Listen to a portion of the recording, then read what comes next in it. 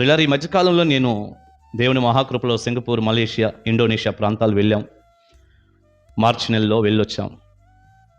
అక్కడ లోకల్ ట్రైన్స్లో నేను చాలాసార్లు అటు ఇటు ప్రయాణం చేయాల్సి వచ్చింది. ఆ ట్రైన్లో అసలు ప్రతి వ్యక్తి కూడా, నిలబడిన వాళ్ళు కానీ, కూర్చున్న వాళ్ళు కానీ, అసలు పక్క వ్యక్తితో అసలు ఏమీ మాకు పని లేదన్నట్టుగా, కనీసం కన్నెత్తి కూడా చూసేటటువంటి వాతావరణం లేకుండా ప్రతి వ్యక్తి చెవుల్లో ఇయర్ ఫోన్స్ పెట్టుకొని అందరూ కూడా ఫోన్లోని ఏదో ఒకసారి అయితే ఇలా ట్రైన్లో నేను గమనిస్తే అందరూ సెల్ ఫోను చూసుకుంటూ నిలబడి కూర్చొని అసలు మామూలు విషయం కాదండి.